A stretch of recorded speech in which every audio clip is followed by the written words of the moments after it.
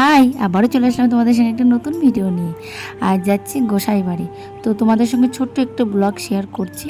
তো যতটা পারছি শেয়ার করছি, পরের ভিডিওতে তোমাদের সঙ্গে পুরোটা শেয়ার করব। স্কিপ না করে তোমরা ফুল ভিডিওটা দেখো, আশা করি তোমাদের খুবই ভালো লাগবে।